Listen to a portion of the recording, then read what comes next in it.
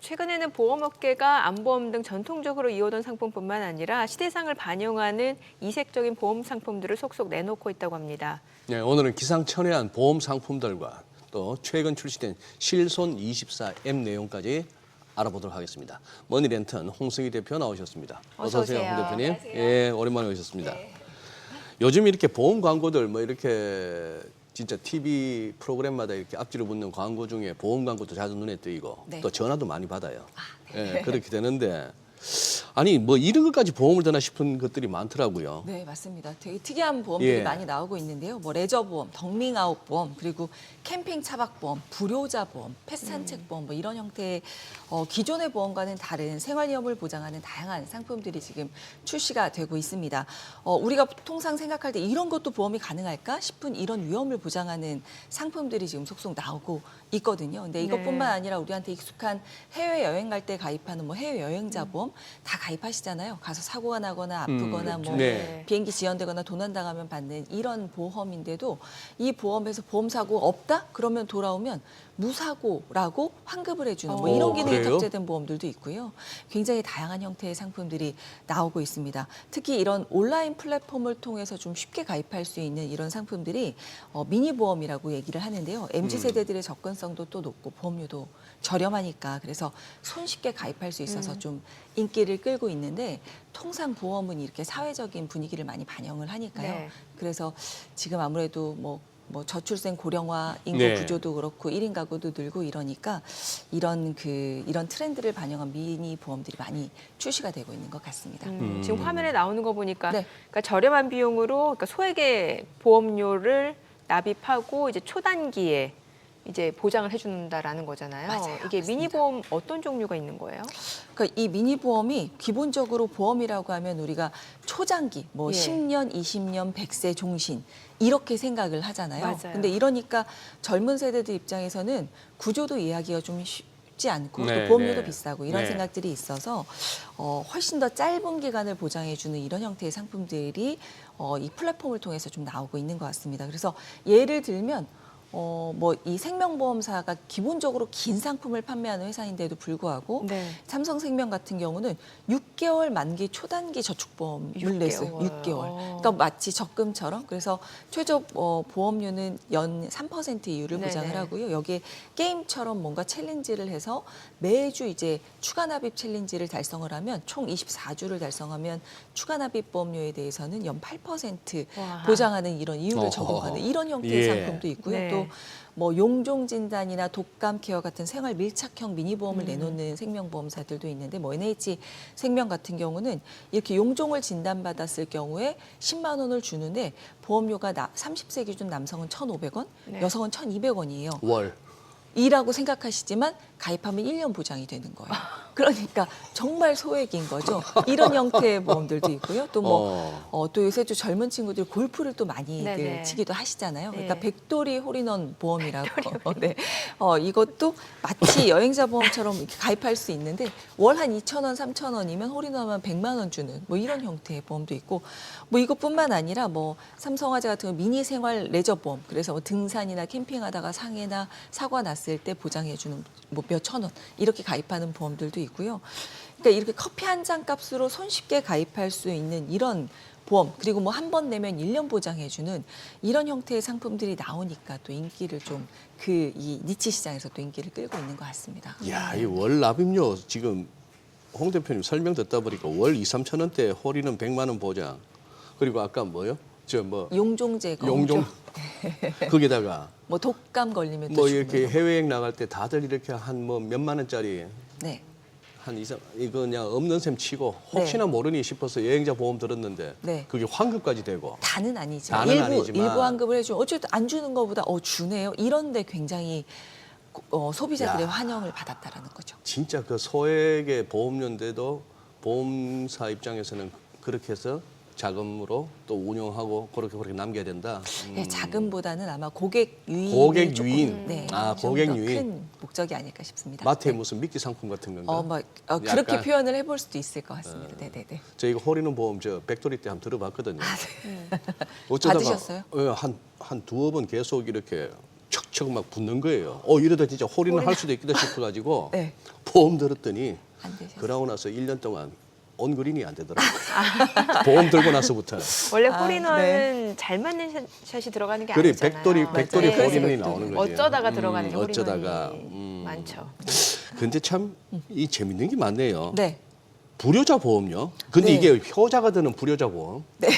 이름이 불효자 보험이에요. 불효자 보험. 불효자 보험 보험. 상품 이름이. 그렇죠. 그러니까 내가 불효자니까 가입해야지라는 것보단 이름을 이렇게 지었죠. 아마 음. 효자니까 가입을 해주시는 거 아닐까 싶은데요. 이 불효자 보험은 부모님이 보이스피싱이나 뭐 이런 피싱 범죄 아, 예. 등 금융 사기를 당했을 때 일정 금액을 지급하는 보험입니다. 그래서 보험료는 한 1만 원대고요. 여기에 또 플러스로 손주를 돌보다가 골절상을 입거나 아하. 관절에 뭐 문제가 생겼을 때도 보험금을 지급해주는 이런 상품인데요. 이 등장 배경에는 여전히 이제 기승을 부리는 아마 보이스피싱 범죄가 있겠죠. 그래서 지난해 보이스피싱 피해자가 한 11,503명으로 피해 금액은 한 1,931억 원 정도가 됐다라고 하거든요. 근데 이 중에 피해자를 보니까 60대 이상이 36.4%로 가장 많고요. 그 다음에 이제 50대가 29%로 그 뒤를 이었다라고 합니다. 근데 생각해 보면 이 보이스피싱 범죄에 가장 많이 노출되는 연령층은 아마 우리 부모님 세대가 아닐까라고 네. 우리가 짐작해 볼 수 있잖아요. 근데 또 이분들이 범죄 피해를 당하면 내가 잘못했다라는 자책을 하실 이런 위험도 높고요. 또 자녀들 입장에서는 부모님한테 제대로 알려드리지 못했다라는 또 이런 책임을 스스로 또 이렇게 자책을 할 수도 있기 때문에 네. 그래서 이를 보장해주는 보험이 나온 겁니다. 그래서 불효자 보험이라고 이름이 정해진 것 같고요. 그런데 좀 유의해야 될 건 이런 형태의 상품들은 피해액을 다 보장해주는 건 아니거든요. 네. 보험금은 한 100만 원 수준의 위로금 정도다라고 생각하시면 될 것 같고 이걸 가입했다고 피해액을 다 줄일 수 있다라고 오해하시면 안 될 것 같습니다. 네. 네. 덕질 네. 요즘 뭐 세대 막론하고 많이 한다고 하는데 이게 뭐 덕질이라고 하면 뭔가 자기가 좋아하는 걸 하기 위해서 깊이 몰두하는 거잖아요. 그런데 네. 뭐 콘서트 이제 페스티벌 갔을 때 이제 발생한 상황에 대해서 보장을 해주거나 아니면은 티켓 구매 약간 좀 암표 사는 경우도 있거든요. 네. 관련해서도 좀 보장해주는 보험이 있다고 하는데 덕질 보험 이거 네. 어떤 것들이 있는지 좀 알려주세요. 뭐 덕밍아웃 보험, 덕질 보험이라고 덕밍아웃. 하는데요. 아니 예.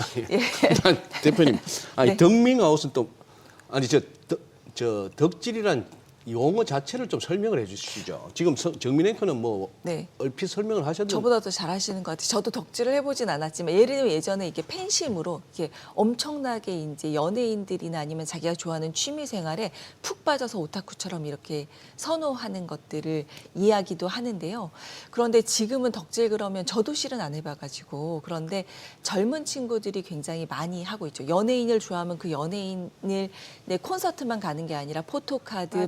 브로마이드, 뭐 굿즈 네, 이런 네. 것들을 막 구매하는데 엄청난 비용을 이렇게 쓰기도 하고 실제로 이런 굿즈를 직접 구매하기도 하지만 이게 유니크하게 나오기 때문에 이 오프라인에서 중고 거래로 서로 거래를 굉장히 많이 한다라고 합니다. 근데 그 안에서 또 사기 사고가 또 많이 발생을 예. 한다고 해요. 그래서 우리 아들 딸들이 이제 상처받으면 안 되기 때문에 엄마 아빠가 가입을 해주는 상품이라고 하는데 근데 그래요? 요즘은 이 덕질을 요새 트롯 왕 많으시잖아요. 이명웅 씨나 뭐 네. 이런 안성훈 씨 네. 이런 분들을 좋아하는 이제 연령대 높으신 분들도 많기 때문에 뭐 아줌마 팬, 할머니 팬도 굉장히 많으시거든요. 근데 이분들도 마찬가지로 이런 덕질을 하는 중에 사기를 당할 위험도 같이 높아질 수 있어서 이런 것들을 사기당할 때 피해액을 보장해주는 이런 형태의 상품인데 한 50만 원까지 보장을 해준다라고 합니다. 그래서 가입 연령이 14살부터 70세까지 무려 70세까지 가입이 가능한 상품이라고 합니다.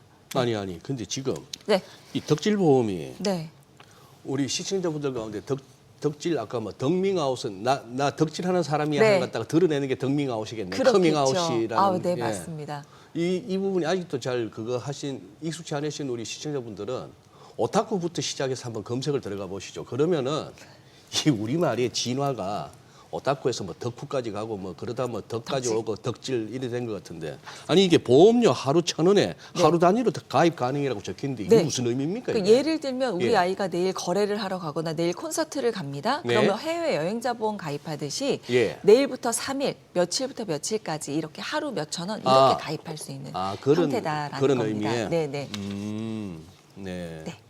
그러면 지금 네. 이런 식의 미니 보험이나 이색 보험들 뭐 대표님 말씀 맞다는 시대상을 반영한다고 볼 수 있겠는데 네. 이게 지금 이런 현상을 긍정적으로 봐야 됩니까? 아니면 이게 또 보나마나 또 보험사 간에는 서로 또 경쟁이 붙어가지고 막 찍어낼 텐데 상품을. 그런데 이 미니보험은 실제 네. 말씀하신 것처럼 보험료가 굉장히 저렴하고 저렴하고. 또 일회성 납부 성격을 갖고 있어서 보험사 입장에서는 수익성이 높은 상품은 큰 절대 돈은 안 된다? 아닙니다. 네, 큰 돈 많이 하는 굉장히 네. 규모가 미미하지만 그래서 실제로 미니보험을 주로 판매하는 5개 디지털 보험사는 적자의 늪에서 헤어나지는 못하고 있는 것 같습니다. 지난해 단기 순손실 규모가 교보 라이프 플래닛 같은 경우는 214억 원, 신한 이지 손보는 78억 원, 카카오페이 손보는 뭐 373억 원, 캐롯 손보 760억 원, 하나 손보 879억 원이었습니다. 그러니까 실제로는 이걸 가지고 엄청난 수익을 얻는다는 아니지만 그럼에도 미니보험의 장점을 좀 활용을 하면 MZ세대라고 하는 이 젊은 고객들, 미래 우리의 주력 고객이 될 수 있죠. 왜냐하면 연령이 높아지면서 보험에 대한 니즈는 점점 커질 수 있을 거거든요. 그래서 이런 고객들과의 친밀도를 높여서 미래 고객을 확보하겠다라는 목표가 좀 명확한 것 같고요. 그리고 흥행이 당장의 수익으로 연결되진 않지만 이런 잠재 고객을 확보하는데 계속적으로 이제 개발과 판매를 지속할 것으로 우리가 전망을 해볼 수는 있을 것 같습니다. 네. 네. 앞서 이제 미니보험, 이색보험 저희가 간략하게 좀 소개를 해드렸는데 네, 네. 일단 뭐 시대상을 좀 반영했으니까 좀 긍정적으로 봐야 될 것 같다는 얘기도 있고 뭐 네. 사실 보험사 입장에서는 큰 수익은 안 되겠지만 이제 앞으로 잠재 고객을 확보한다는 측면에서 좋다라는 거고 네. 지금 그리고 저희가 좀 중점적으로 알려드릴 내용은 이제 실손 24 네. 사실 실손 의료보험 많이들 들고 계시잖아요. 근데 맞습니다. 이게 실제로 뭔가 청구를 하는 게 좀 번거롭다는 지적도 많았거든요. 네, 맞습니다. 근데 이제 어플리케이션 통해서 좀 손쉽게 가능해진 거예요. 네, 맞습니다. 예. 우리가 그래요? 그 보험업계 수건 사업이었죠. 그거 10년 가까이 이제 논의가 되었던 내용인데요. 실손보험을 가입하고 보험금을 청구를 하려면 우리가 병원에서 진료비 영수증이나 세부내역서 등의 서류를 떼서 각 보험사 앱이나 아니면 보험 창구에 가서 보험금을 청구를 해야 됐단 말이죠. 많이 그래서 번거로웠죠. 가만히 네, 생각해 보면 우리가 자동차 사고가 나면 자동차 사고 보험사에 신고만 하면 알아서 뭐 공업사랑 연결해가지고 맞아요. 예. 다 지급을 해주고 글쎄. 병원에서 서류 떼다가 다 예. 끝내잖아요. 예. 근데 실손도 그렇게 할 수 있지 않을까라는 게 보험 소비자의 생각일 수 있죠. 네. 그러니까 이 서류를 띄는 걸 깜빡하거나 서류 떼는 게 번거롭거나 음. 혹은 잊어버리고 안 갖고 왔는데 다시 가서 병원에서 서류 떼려면 서류를 떼는 비용을 또 내고 띄워와야 되는 그렇죠. 경우들도 있고요. 또 특히나 어르신들은 직접 앱이나 이런 걸로 청구가 어렵기 때문에 맞아요. 자녀들이나 아니면 설계사분 통해서 기다렸다가 또 청구를 해야 되는 예. 이런 문제점이 있어요. 예. 저도 저희 친정 엄마 걸 굉장히 많이 늘 이렇게 서류를 모았다가 청구를 하는데 아. 이게 늘 어르신들이 어려운 일 중에 네. 하나였거든요. 근데 이 단계를 간소화한 것이 실손 청구 전산화 서비스입니다. 그래서 이게 정말 오랫동안 논의가 됐는데 그럼 실손보험 청구를 간소화하려면 이 서류를 어디서 청구를 하는 이 주관사를 어디로 해야 되냐 뭐 이런 것 때문에 논의가 됐었거든요. 왜냐하면 병원에서는 실제로 병원 진료를 본 환자들의 정보를 심평원에는 급여 항목은 보내지만 비급여라고 하는 국가에서 관리하지 않는 이런 항목의 병원비는 어디도 제출하는 곳이 없었기 때문에 네. 심평원에 제출하는 것도 의료기관에서는 반대를 했었고 이런 문제가 있었는데 결국은 어쨌든 보험개발원에서 이 앱을 개발해서 네. 이제 청구 전산화를 하게 됐고요. 예. 그 병원에서 서류를 뗄 필요가 없이 온라인으로 간편하게 청구를 할 수가 있는데 그렇기 때문에 3천억 원에 가까운 이제 미지급 실손 보험금도 청구가 이제 쉬워질 거다라고 예상은 하고 있습니다. 그리고 지금은 병원비만이지만 앞으로 내년이 되면 약제비도 청구를 가능하게 하겠다라고 하고 있거든요. 그러니까 이 하려면 그냥 되는 건 아니고요. 우리가 앱에서 핸드폰의 모바일에 실손 24 앱이라는 앱을 까셔야 됩니다. 네. 그래서 이 앱은 보험개발원에서 개발을 한 거고요. 이 앱을 깔고 난 이후에 아까 화면 잠깐 보였는데 여기서 로그인, 그러니까 회원가입을 한번 하시고 로그인하고 본인 인증을 한 이후에 여기에 내 보험을 청구할지 제3자 보험을 청구할지 이런 걸 선택하게 되어 있는데요. 여기서 청구를 누르시면 내가 가입한 보험의 내역이 나오고요. 예. 그 보험 내역 중에 이 청구할 보험을 선택한 이후에 그다음에 병원을 검색하게 됩니다. 그래서 네. 내가 다녀온 진료를 받은 병원을 선택하고 그 안에서 이제 진료 내역을 선택하고 나서 이제 보험금 청구서를 작성하는 란으로 넘어와서 청구를 하게 되거든요. 그래서 한번 관심이 있으시면 앱을 까셔서 들어가서 이제 본인 인증 한번 하시고 한번 눌러보시면서 어떻게 들어가는지 보시면 조금 더 편리하게 쓰실 수 있고요.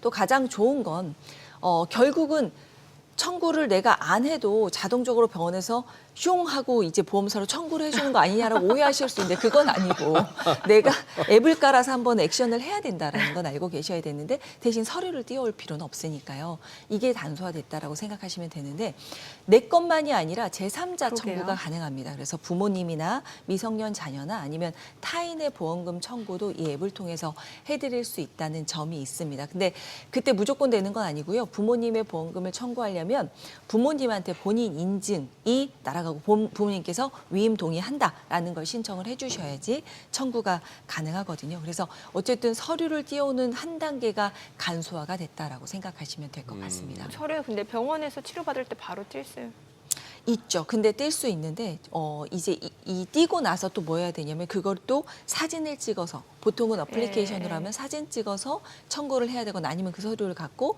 팩스 접수하거나 직접 들고 가서 청구를 해야 되는 거거든요. 근데 이제 그런 번거로움 없이 내가 뭐 서류를 띄워다가 사진을 찍고 올리고 이런 단계 없이 그냥 신청하면 자동적으로 신청한 보험사로 병원에서 데이터를 보내준다라는 점이 있습니다. 네. 좀 성질 급하신 분들 가운데는 아까 홍 대표님 뭐 앱 깔고부터 해가지고 뭐 인증받고 해서 거기서부터 이제 거기서부터 짜증이 진짜 나죠. 짜증이 나고 네, 막 그거 맞아요. 하시는데 네. 그래도 서류 떼서 뭐 사진 찍어서 네. 스캔해서 또 이거보다야 맞습니다. 한번 고생하면 네. 한번 근데 또 해보면 어르신분들은 또 서류 떼서 아예 스캔까지 다 부탁하는 경우들이 또 많으시더라고요. 맞아요. 그러니까. 예, 예. 근데 맞습니다. 저도 성질 급한 쪽에 속해가지고 뭐 깔고 뭐 또 이거 그러니까, 인증하고 예, 이거 예. 대충 하다가 에이 안 해 이럴 경우가 많은데 근데 그럴수록 손해를 보더라고요. 맞아요. 근데 생각해 보면 결국은 이 단계를 내가 가입한 보험사 앱에 들어가서 어차피 내 인증하고 그리고 보험 청구서 쓰고 그다음에 사진 찍어서 올리잖아요. 예. 근데 그 단계가 이제 요 앱에서 이제 자동적으로 가능해졌다라고 보시면 단계는 어쨌든 확실히 줄어들긴 확실히 줄어든다. 한 거죠. 네, 네, 네. 네, 네. 근데 지금 이게 말씀하신 대로 그런 어떤 장점은 있는데 네. 일부에서는 또 무슨 뭐 한계가 벌써 보이면서 좀 뭐 반쪽짜리다 이런 얘기를 했는데 왜 이런 또 평가는 왜 나오는 거죠? 아마다 우리가 예측해 볼 수 있듯이 네. 병원들이 참여가 아직은 좀 저조하다는 병원들이? 점이 있는 거죠. 그래서 그리고 또 하나는 시행 이전에 병원에 다녔던 거는 청구가 불가능하다는 점이 있습니다. 왜냐하면 우리가 병원에 다녀온다고 바로 보험금 청구하기보다는 뭐 할 1년, 2년 있다가 보험금 네. 청구하는 경우까지도 예. 있으니까요. 근데 실제 전산화 대상인 병원은 4,235개소입니다. 그런데 지금 참여를 결정한 병원은 291개소거든요. 그러니까 6.9%에 그쳤다라고 볼 수 있는데요. 그런데 상급 종합병원은 47곳이 모두 참여하기로 했고요. 근데 종합병원은 214곳, 그리고 64.7%만 참여하기로 했습니다. 그런데 일반 병원이나 요양병원, 그리고 정신병원, 치과, 뭐 한방병원 이런 데 참여율은 굉장히 저조하죠. 그러니까 아무래도 비급여 항목이 많은 병원들은 내 비급여 항목에 대한 내용을 이제 어디를 통해서 보내준다는 게 조금 부담스러울 수 있을 거고요. 또 상급 종합병원 같은 경우는 병원 내에 이제 이런 서류를 전달해주는 전산화 시스템이 병원 내에 네. 구축이 되어 있을 텐데 작은 병원들은 EMR이라고 하는 병원 전산화 서비스를 제공하는 업체에 이제 상용화 서비스를 도입해서 쓰고 있거든요. 근데 이 EMR 이 업체에서 보험개발원으로 보내는 기능을 탑재를 시켜줘야 됩니다. 그럼 이 업체에서 어쨌든 어플리케이션을 조금 더 기능을 개발을 해야 되는데 비용도 들어가고 시간도 필요할 수 있겠죠. 그래서 그런 기간이 조금 들어갈 것 같은데 장기적으로는 아마 한 1년 정도 되면 잘 안착이 되지 않을까라는 기대를 해볼 수 있을 것 네. 같습니다. 네. 네, 오늘 내용 잘 들었습니다. 고맙습니다. 고맙습니다. 감사합니다.